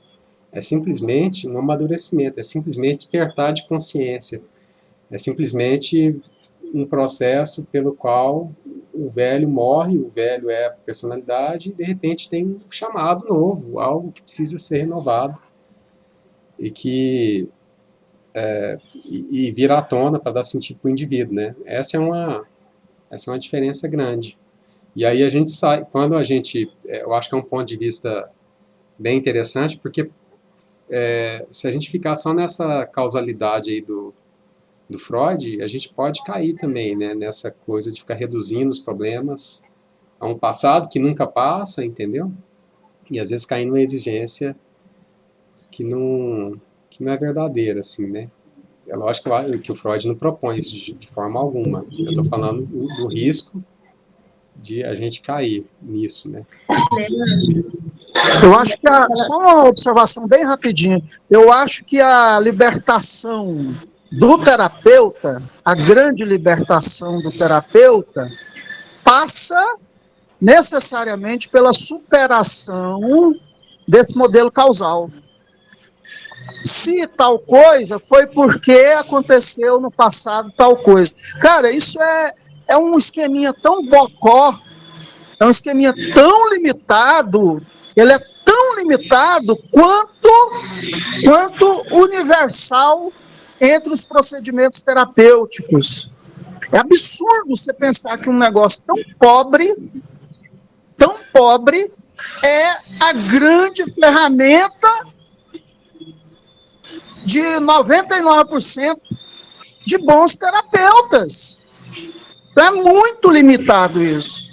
E nesse sentido, o Jung representa um grande salto em comparação com várias abordagens, e principalmente em relação à psicanálise, porque ele tem um confrontamento mais direto, né? Que é de deixar essa coisa, essa causalidade, né? Porque eu sou vítima, eu não sou responsável pela minha vida. Sempre tem algum defeito que eu posso achar no meu pai ou na minha mãe. Ah, e se meu pai ou minha mãe for um monstro e eu realmente tiver razão? Você continua igualmente preso na mesma armadilha ridícula, que é uma relação de causa e efeito. O mundo é muito, muito, muito maior do que isso. A vida é muito maior do que isso. Não tem nada a ver isso. Como é que eu vou pensar uma questão da alma com um esqueminha tão limitado quanto esse? E 99% de nós, terapeutas, fazemos isso quase que o tempo todo. Não que seja completamente inútil, mas eu fico perpetuando. Se o meu paciente ia amadurecer, se o meu cliente ia amadurecer com um ano, determinado processo, ele gasta 10. Né? Exatamente. Ele gasta 10 por quê? Porque ele é vítima de tudo, ele tem motivo, ele está certo, realmente o pai dele aprontou tal coisa, realmente a mãe aprontou tal coisa. Então o Jung sai dessa armadilha e faz uma psicologia prospectiva. Então isso é fantástico, isso é revolucionário para os dias atuais. Eu fico pensando nos dias, na época dele, a dificuldade que era para ele ser engolido com coisas desse tipo. E aí eu faço, pegando um adendo aí, um gancho nessa fala do Cláudio, e aí começa a explicar a crise na adolescência. Porque aí o adolescente, ele começa a enxergar esses pais como humanos que são falhos, ele sai daquela fantasia da criança de super-heróis. E assim, por isso que ele busca, ao mesmo tempo, a transgressão e o acolhimento. E também, Olívia, eu acho que é a abertura, né? Porque é um estado de abertura. Todos esses medos que a gente tem é essa resistência, esse fechamento a se abrir para a vida, para a possibilidade, para o que não tem explicação. Igual o Cláudio está falando ali, é simplesmente dar chance para as coisas acontecerem sem que você tenha que estar ligado ali. E é uma coisa que eu sinto assim também, é uma crítica minha pessoal com relação a essa análise que tem que ficar o tempo inteiro voltando no passado, e parece que o terapeuta só é bom se ele consegue espremer um cravo que está lá não sei aonde, sabe, enfiar o dedo Mas não é um terapeuta que faz isso. Hã? E o Cláudio me fez pensar aqui numa teoria também que eu gosto bastante, que é do Bert Hellinger, quando ele fala que o seu pai e sua mãe, eles já te deram o maior presente do mundo, que é a vida. O resto é com a gente. Mas quem dá conta de fazer isso? Um ego estruturante. E aí é lógico também, né, que tem que olhar cada sujeito, que é lógico que tem pessoas que vêm tem estruturas familiares que são mais difíceis, outras menos. Existem várias circunstâncias, né, e é justamente a função da Nívia que eu vejo muito lá no grupo, né, que esse grupo de saúde mental que acolhe pessoas que estão numa crise mesmo, então a preocupação é essa, é de fornecer uma base estrutural para esse ego. Então, é lógico que todo mundo tem responsabilidade, mas é claro que a gente também não vive isolado. A gente se apoia aqui na famosa rede de apoio, aqui e ali e tal. E é isso, gente. Às vezes a gente pode procurar família também fora da família, né? Apoios em outros lugares. Voltando para o texto, gente, o Jung aqui no 776, ele vai falar dos neuróticos de uma forma bem rápida, assim, meio genérica, falando que o neurótico ele tem em comum esse fato, tem a ver com o que a gente está falando, de querer prolongar a psicologia da fase juvenil, para além do limiar da chamada idade do siso, né? A forma como o neurótico encara o tempo passado, né? Parece não haver boas lembranças, porque ele não se alegra do passado, mas ao mesmo tempo que ele não se alegra do passado, é incapaz também de sair dele, de renunciar à juventude. Ele teme a velhice, teme o futuro, né? E aí ele se volta para o passado. Da mesma forma que o indivíduo preso à infância recua apavorado diante da incógnita do mundo e da existência humana, parágrafo 777, assim também o homem adulto recua assustado diante da segunda metade da vida, como se aguardasse em tarefas desconhecidas e perigosas, ou como se sentisse ameaçado por sacrifícios e perdas que ele não teria condição de assumir. Aí está falando da responsabilidade diante da vida. Passa por 778, vocês leram sobre essa metáfora do sol? Eu acho essa metáfora dele tão legal que eu acho que valeria a pena ler todo o parágrafo. Vocês conhecem ela já? Então, vou ler. Suponhamos um sol dotado de sentimentos humanos e de uma consciência relativa ao momento presente. Tá? Isso é o 778. De manhã, o sol se eleva do mar noturno do inconsciente e olha para a vastidão do mundo colorido, que se torna tanto mais amplo quanto mais alto ele ascende no firmamento. O sol descobrirá sua significação nessa extensão cada vez maior de seu campo de ação, produzida pela ascensão, e se dará conta de que seu objetivo supremo está em alcançar a maior altura possível e, consequentemente, a mais ampla disseminação possível de suas bênçãos sobre a Terra. Apoiado nessa convicção, ele se encaminha para o zênite imprevisto. Imprevisto por quê? Porque o ponto mais alto, imprevisto porque a sua existência individual, quer dizer, esse ponto mais alto e único, é incapaz de prever o seu ponto culminante. Precisamente ao meio-dia, o Sol começa a declinar, e este declínio significa uma inversão de todos os valores ideais cultivados durante a manhã. O Sol torna-se, então, contraditório consigo mesmo. É como se recolhesse dentro de si seus próprios raios em vez de emiti-los. A luz e o calor diminuem e, por fim, se extinguem. Isso é o processo de morte mesmo do Sol, né? É até interessante, se o Sol estiver retinho, quase não tem sombra, né? A hora que ele vira é que você vê a sombra. A hora que você vê a sombra, você tem medo, fazendo um paralelo aí da sombra do Jung. Né? Então é a hora que o Sol vira, que você vê a sombra, que você fica que tem esse conflito existencial, né?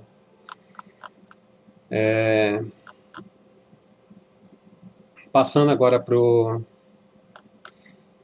parágrafo 780, ele vai falar aí que isso... Eu já vou passando agora, a gente já está às 10h07, eu já vou encaminhando para o final.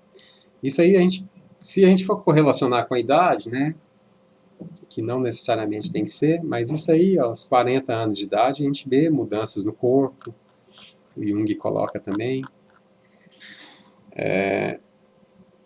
E aí a gente pode pensar nessa questão da inversão, né? Se o Sol ele tinha... Olha, mas isso eu vejo que é muito interessante mesmo, porque parece que tem uma energia, pelo menos corporal, que ela tá para fora, assim, ela quer criar, ela quer fazer, ela quer se colocar no mundo, se realizar.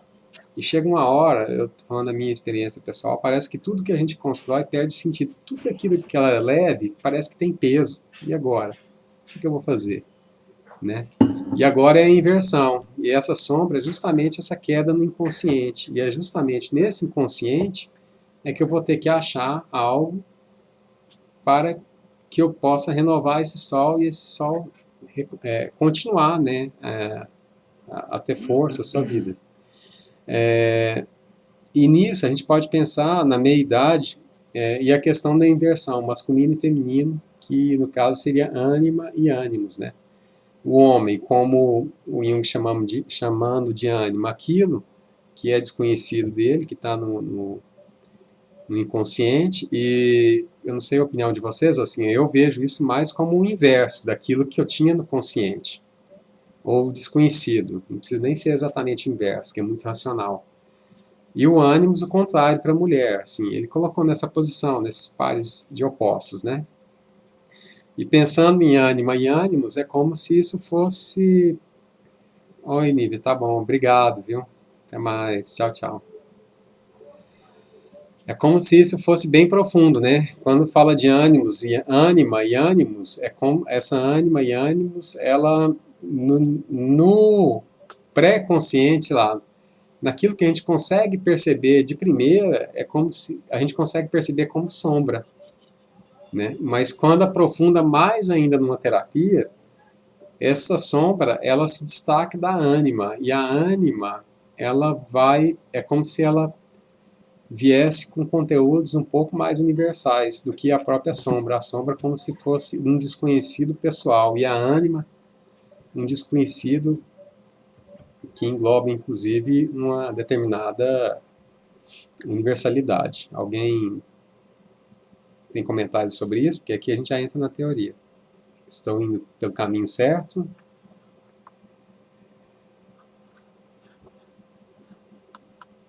Ninguém quer falar? Bom.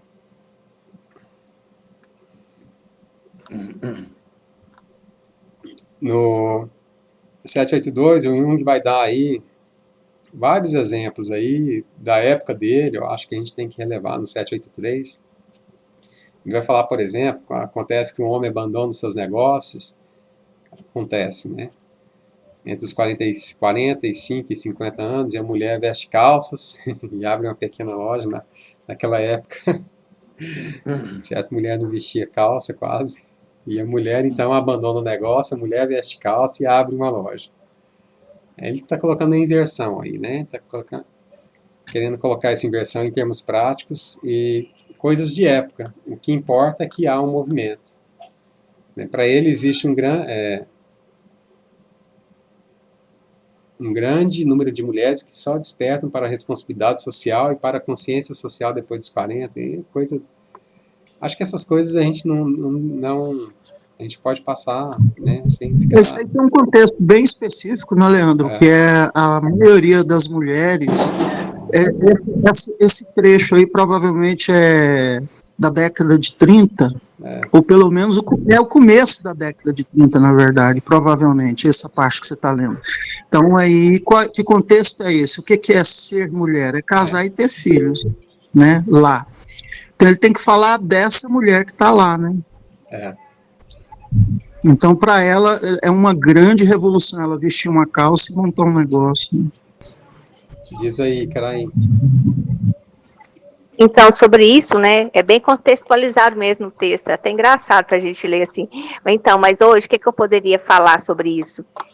Quando chega esse momento, óbvio, dependendo da história de cada um, mas o que acontece? Qual que é o meu valor próprio? O que eu fiz, o que eu estou fazendo, o que eu me maltratei?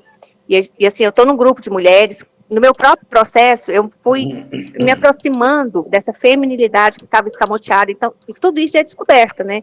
E eu vejo geral, assim, com as mulheres da minha idade, das que eu tenho mais proximidade, que é isso, a busca pelo sagrado feminino, a busca a minha feminilidade que foi massacrada, que foi machucada em relacionamentos, em casamento, pela família, enfim, a vida que eu vivi pelo outro, pelos outros, não vivi para mim, são várias questões, mas que levam sempre ao mesmo centro, que é quem sou eu como mulher, minha identidade como mulher, né? Quais são os meus papéis como mulher? E o resgate disso, né? Então, a mulherada tá de parabéns, viu? Muito mesmo. E eu acho que nisso, talvez os homens deixam muito a desejar. Pelo menos da minha parte, olha só, a mulher... A gente está cheio de escritor aí, na verdade, essa coisa de preocupação com o social, o que há é mulher preocupada com essa coisa social. Justamente com o papel dela, do que ela está fazendo, tem um monte de mulheres escrevendo, as mulheres estudando cada vez mais, você vai nessas atividades de conhecimento, autoconhecimento, a maior parte são mulheres, nas artes também, pelo menos, parece que é mais comum lá no CLA, eu fui fazer uma matrícula minha lá, 90% público era feminino, então deu uma reviravolta total nesse sentido. Gente, e aí no 784 Jung fala, né? Já que isso é uma coisa tão nítida, já que você quiser falar alguma coisa, viu, Pedro, sobre isso aí também? Não. Já que isso é uma coisa tão nítida, por que há um despreparo para o meio da vida? Por que uma coisa que acontece tanto e é tão impactante, por que isso é tão pouco falado? E ele pergunta, tem universidades aí? Tem alguma coisa que prepara a gente para o meio da vida? Não, né? Ninguém. Então, o Jung propõe, eu acho que ele é inovador. Desses autores aí, um enfoque dele é nessa psicologia da metanoia. Né? O que é envelhecer para o Jung? Né? Ele vai colocar aqui no 785. Parece que fica claro para ele. Aqui, ó. Vou ler. O homem que envelhece deveria saber que sua vida não está em ascensão nem em expansão, mas um processo interior inexorável produz uma contração da vida. Para o jovem constitui quase um pecado, ou pelo menos um perigo, ocupar-se demasiado consigo próprio. É verdade. Mas para o homem que envelhece é um dever e uma necessidade de dedicar atenção séria ao seu próprio si mesmo. Então, para o Jung, envelhecer é esse sol que recolhe os seus raios para dentro de si mesmo. Né? E aí ele vai falar sobre o papel das religiões, que algumas religiões tinham esse ritual, né? Que hoje não tem mais. A gente poderia também derivar aqui sobre assuntos de religião, mas eu vou passando, o Jung vai, à medida que ele vai passando aqui... Só uma questão, Leandro. Observa aí que quando ele pergunta o que é morte, né? Uhum. Há uma tônica interessante na nossa cultura da morte, né? Que nós deveríamos inverter o olhar para a cultura da vida. A cultura da morte impactou decisivamente em certa psicologia e em certa medicina. Né? Então, é uma questão epistemológica mesmo. É aquilo que você disse, uma descontinuidade, mudar o olhar. Né? Isso na pandemia ocorreu em algumas áreas, parcialmente. Na educação física, por exemplo, deram muitos frutos, mas o nosso grupo não deu fruto, né? Que era a questão de fazer algum trabalho invertendo esse olhar. Né? Não é, por exemplo, montar uma comunidade contra a morte, mas é montar uma comunidade a favor da vida na qual a morte se encontra. É um processo necessário de metanoia, é um processo necessário da nossa vida, né? E com experimentos, como ele se define como um pensador que dá muita importância aos fenômenos, né? O Jung, né?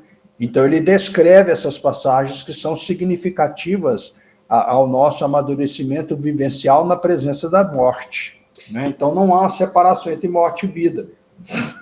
É isso. E exatamente, o Jung, a escrita dele é intuitiva, né? Eu até escrevi isso aqui. Por que ele veio falando, ele tocou na questão do Sol, e da questão do Sol virar, ele já começou a falar, o Sol. Ele começou a falar de morte, mas por que ele falou de morte? Porque a metanoia é um processo de sacrifício da personalidade. Tudo aquilo que foi construído, que foi adaptado, tudo aquilo que fazia sentido, perde o sentido e aquilo morre. Então é um processo de morte. É uma morte que é uma vida também. Né? Aí o olhar epistêmico nosso será para qual opção? Essa da psiquiatrização da vida como princípio morte, ou essa forma de princípio vida na qual a morte faz parte? Então é uma mudança epistemológica de olhar, né? É total. E aí eu coloquei essa pergunta aqui. A morte, como é a nossa morte, né, no nosso contexto cultural, para a gente refletir, né, um pouquinho, como lidamos com a morte? Eu vou fazer meus comentários. De forma geral, eu tenho a opinião de que a nossa cultura, a cultura que eu estou inserido, ela nega a morte em vários aspectos, em vários níveis, né? A começar pelo problema do meio da vida aí que a gente está colocando. O grande problema, quando você nega algo, você acaba afirmando algo. Porque para você negar alguma coisa, você tem que, de certa forma, conceber que ela é. Esse é o perigo linguístico que nós corremos. Né? Por exemplo, vou dar um exemplo claro.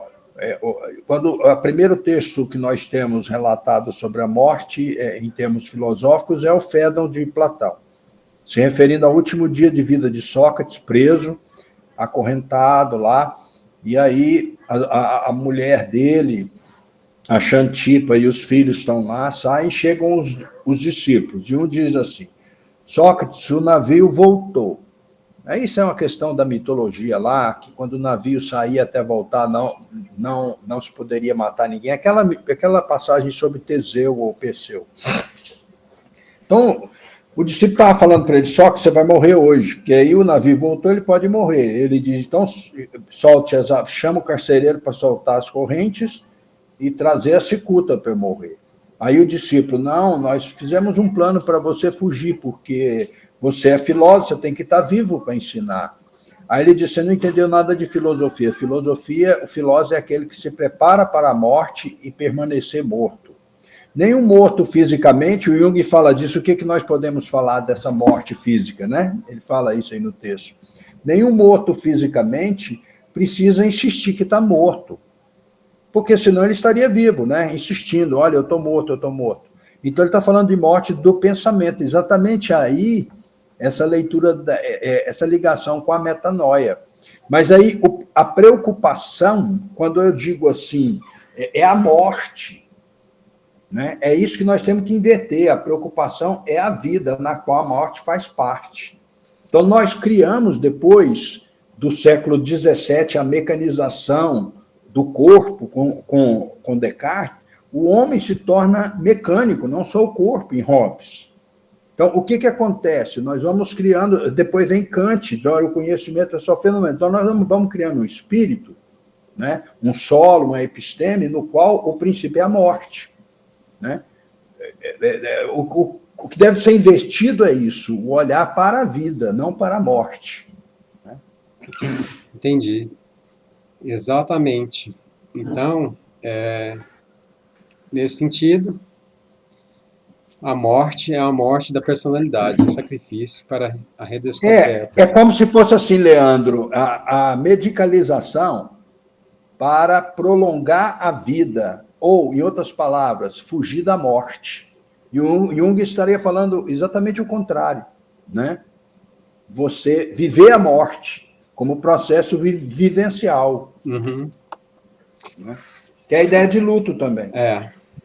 E aí, gente, né, aí ele está falando da coisa tanto física, né, e aí não dá para separar, quanto psíquica também, porque tem esse envelhecimento, né, tem as questões limitantes, né, tem as questões existenciais, pura e simplesmente existencial, que é a gente não saber o que, né, a pessoa morreu e aí, nunca mais voltou para falar nada.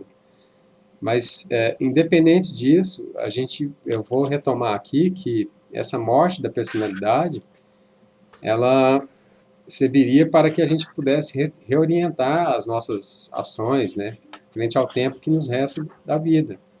E quais seriam essas reorientações? Eu coloquei algumas coisas aqui,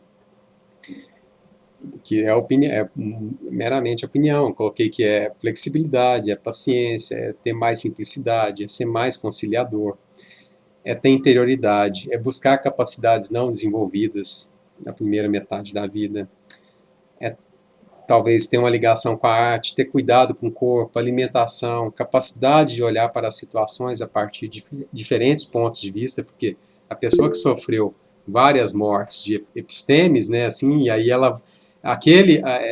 o supra-sumir, não sei se se faz sentido, Pedro.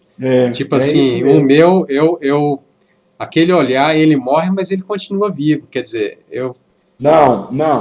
Não é isso, não. É assim, permanece vivo o Pitágoras na utilização da matemática dele no mundo contemporâneo, mas o olhar morreu.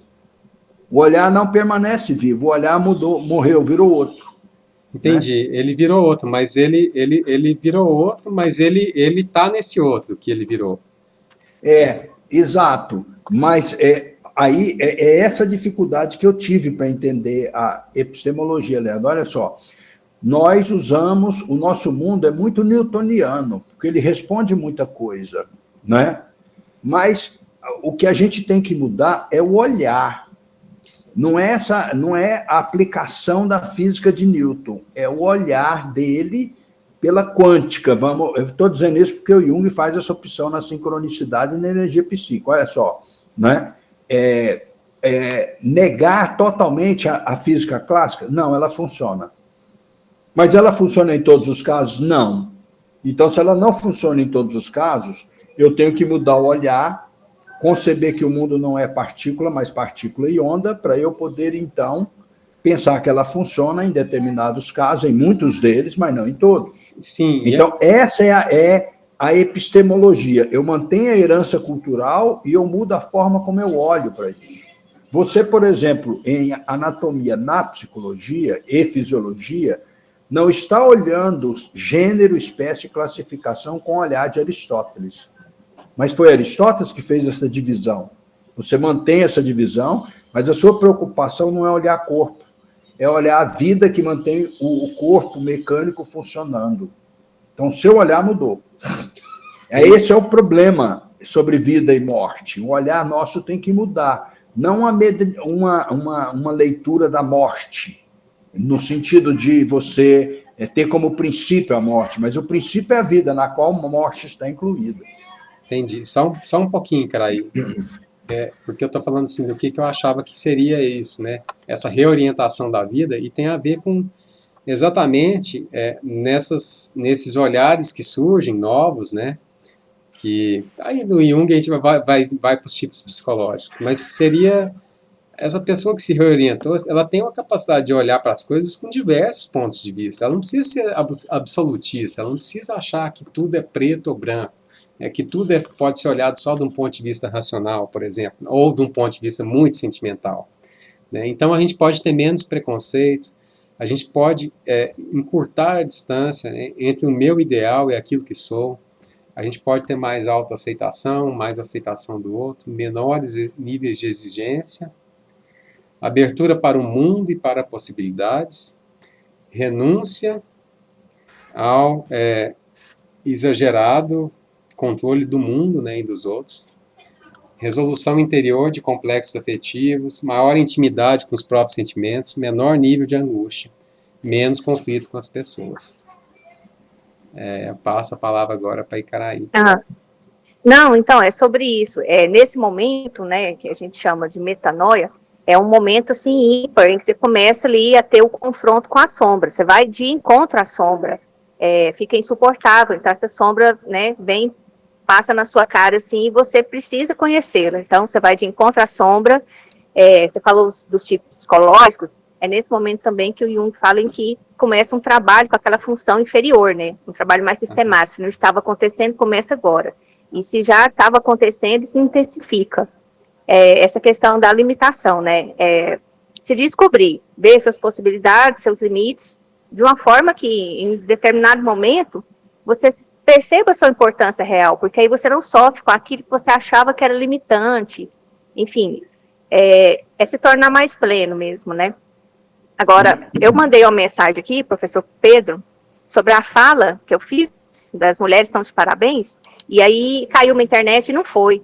Então, é assim, professor, eu falei do ponto de vista de uma mulher hétero, né, que eu sou, mas esse feminino é um resgate ao feminino, melhor falar, não de relação homem-mulher, do feminino em todas as gerações, da relação com o mundo, na ação com o mundo, na relação entre as pessoas, independente de gênero. É complexo mesmo, porque é bem isso, né? Só que quando eu falei assim, pontualmente só desse lugar de mulher hétero, mas é uma relação de retorno ao feminino contra o patriarcado que tornou possível que a razão fosse colocada como o suporte do mundo, né? E a gente sabe que não é, especialmente estudando agora o Jung, né? Então, é esse retorno ao feminino. Caraí, em dois momentos eu vejo muito interessante essa fala sua. Primeiro deles, né, nessa comunidade LGBT, e tem um monte de outras denominações, essas pessoas têm que dar uma olhada para ver se não há preconceito lá dentro. Discriminação e separação entre elas, né? Então, eu me adequo como homoafetivo, mas eu reprimo tem uma dualidade em relação aos trans e assim vai. E eles têm que ver isso lá. O lado positivo deles talvez seja a possibilidade de nos apresentar, e agora eu vou falar uma grande besteira aqui, mas vocês vão me perdoar. uma ideia comunista do Marx, do valor e preço serem iguais, semelhantes, esse é o perdão que vocês vão ter que ter, a ideia romântica, filosófica e a Bíblia da ideia do amor. Então, talvez eles estejam apresentando para nós uma nova sociedade do amor, se eles não tiverem esse princípio preconceituoso dentro deles lá, né? Essa é a primeira coisa. A segunda coisa é exatamente o que você falou. Por que nós fugimos, criamos uma sociedade totalmente masculinizada e hoje nós chamamos nós pedimos por uma sociedade mais feminina? Exatamente porque nós perdemos, Icaraí, o lado da criação, a brutalidade humana, a brutalidade homens cis, que é a linguagem que eles usam, né? Ela destruiu o mundo. Observa a cultura masculina, o que nós fizemos do mundo. Então, esses homoafetivos, esses trans, as mulheres cis, podem anunciar para nós um novo momento de criação, um novo. Por isso, quando estava perguntando assim, a questão do impacto da morte da mãe no Cláudio, é nesse sentido, que ela representa exatamente a criação. Não é a morte da mãe do Cláudio. No fundo, é a morte do próprio Cláudio. Quer dizer, é uma mudança do próprio Cláudio, né? E na metanoia, nós temos muito isso, essa presença do feminino, porque nesse sentido de yin, né? Porque é no sentido de criação, é o novo que se apresenta, né? E lembra do Hegel, quando só não há possibilidade de reconhecimento se você não estiver aberto a ele. Então, assim, essa fala sua é muito importante. Eu acho que é o momento exato mesmo de aflorar a feminilidade da cultura pelas mulheres e que nós, homens cis, compreendamos para dar espaço a essa criação do novo mundo. Eu acho isso fenomenal.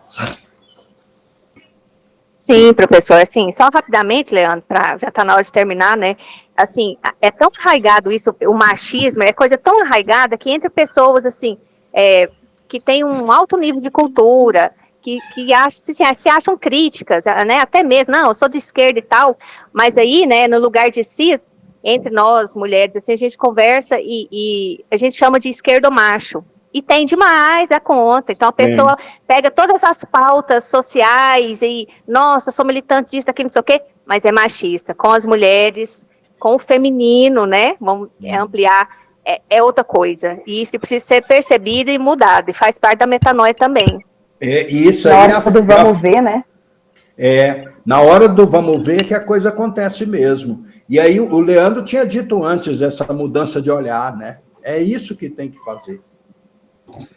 Isso aí, gente. E finalizando, tudo isso se resume para Jung, né? E eu creio também, porque isso aí já aconteceu comigo, que é a importância da vida simbólica. O que é esse simbólico, né? Todas essas mudanças aí, a encarar essa morte para vir esse novo, e esse novo vem em forma de símbolo. É algo que está dentro de si mesmo. Para Jung, ele chama isso de imagem. Eu acho que o Jung, ele sonhava muito, ele né, tem aquela história de, desde quando ele era novo lá no colégio, ele sofreu uma frustração, foi para o mundo interno, cultivou um homenzinho, que era um símbolozinho dele, aquele homenzinho era ali o lugar seguro dele. Então, onde que a gente vai achar paciência? Onde que a gente vai achar menos preconceito? Onde que a gente vai achar tolerância? Onde que nós vamos achar a flexibilidade? Tudo isso a gente vai achar dentro da gente. Como? Para o Jung, é através de um processo simbólico, gente. E como que é esse processo simbólico? É buscando dentro, né? Aí seria terapia, sonho, analisar essas coisas, né? Eu vejo isso muito pelo lado da arte, né? Eu não sei como que vocês veem. Então, assim, uma produçãozinha minha, é minha ali, não sei se tem valor para o outro, mas saiu de mim, eu olho para aquilo, quando eu me agarro em alguma coisa que independe do que está acontecendo fora, né, e vou dando os meus passinhos nesse sentido. Eu queria saber se alguém quiser falar, como é isso para vocês, e finalizar. A arte, ela é Junguiana, ela é feminina. Aham. O trabalho que o Wagner e o Cláudio estão fazendo lá, eu suponho, porque eu não fui nenhum, mas eu suponho, pelo que eu li, eles relataram, que também é isso. A fala da Icaraí também é isso. Né? E o momento nosso aponta para isso. Né? A preocupação com o meio ambiente, a forma de mudar a leitura de vida para como nós vamos suprir a necessidade humana com os grãos, para a gente se alimentar. Isso tudo é ideia de criação. Nós precisamos, efetivamente, de voltar a Jung, porque ele dá luz à possibilidade de uma psicologia da natureza também. Ótimo, nós passamos um pouquinho do tempo, mas não tem problema não. Eu queria ver o seguinte, queria falar com o grupo, eu tinha conversado na semana passada a possibilidade de eu trabalhar o próximo capítulo. Vou encerrar aqui. Cláudio, então encerra aí, Leandro. Tá. Encerra e corta essa fala do Cláudio aí.